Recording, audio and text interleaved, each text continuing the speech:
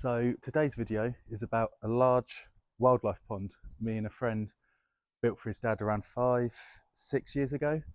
The owner wanted to do all the planting and landscaping himself, so when I last saw the pond, when I finished it, it looks a lot different now to how it did back then. I recently saw him at his son's wedding and he suggested to me about going to take a look at the pond and seeing how much it had changed. Seeing that I've started making a load of silly little YouTube videos, I figured what a perfect opportunity to go up there and make another silly little YouTube video. So enjoy. First time seeing it in 6-7 years. No, 5-6 years.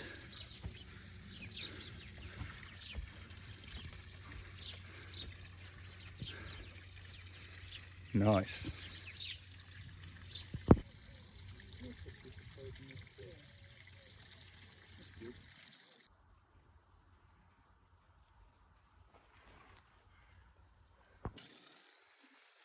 So the filtration is simply just a giant suction grid, and the pipes all merge under here where there's a vortex.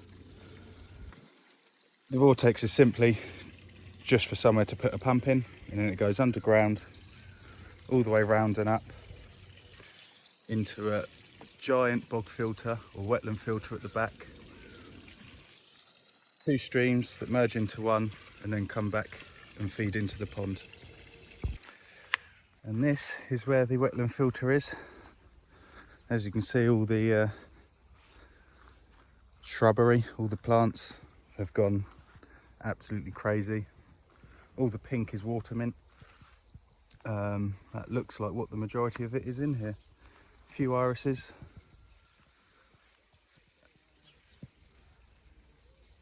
A few irises potentially. But it is mainly just the water mint that's taken over. And we've purposely put two streams, one that's a bit more violent and one that's slow, and then plenty of slow, gentle stream for birds to kind of come down and take a quick bath, or to drink from even. It was always designed to not be filled up, to be completely, natural. However the rain has or hasn't been over the past few weeks, that will dictate the level of it. So during the summer months, at the moment especially, it's probably around about at its slowest at the moment. Got the dog like looking at the fish, eh?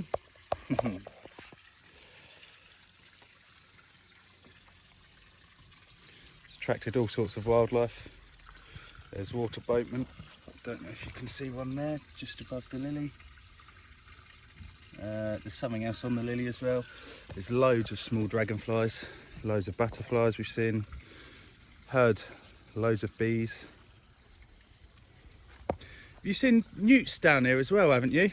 Yeah, we've got great crested newts and common newts. Oh, nice. So great crested are protected because I believe they're quite uncommon, so that's good. We've also purposely designed it so no matter what the water level is going to be in the pond, there's always going to be various ledges for the wildlife to be able to get in and out.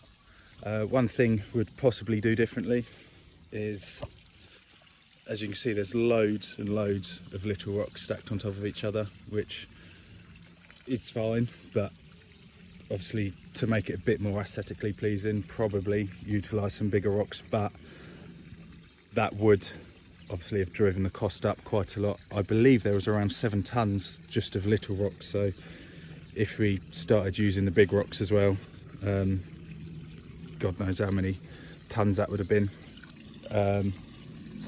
But because of how well everything's planted in and how much it's grown, it's not something you think of. You don't really think, oh, look at all the tiny little rocks stacked on top of each other. So the pump being used is a vari-flow pump where you can adjust how much flow you want. In this pond, the owners have always got it on one of the lower settings, so another thing I may have done differently is not giving them the option to turn it that low down. I'm only joking. Obviously, more water turnover would help the water clarity more, and more water movement will just generally help, alongside making more water flow over the waterfall more. But if that's how the owners like it, I mean, who am I to judge, really?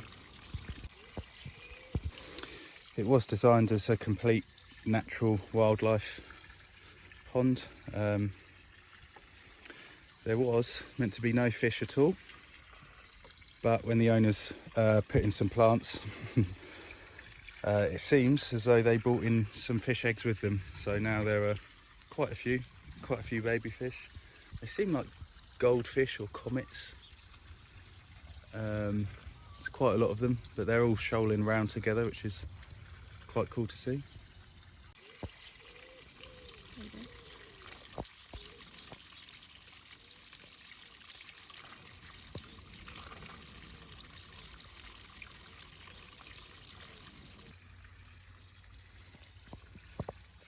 I do like how they've planted different areas, so there are different viewpoints around the pond. Before then having to walk around parts that are concealed by bushes and plants before finding like another viewpoint. I think it really helps give a natural look to the whole pond as opposed to it being open and viewable from all areas.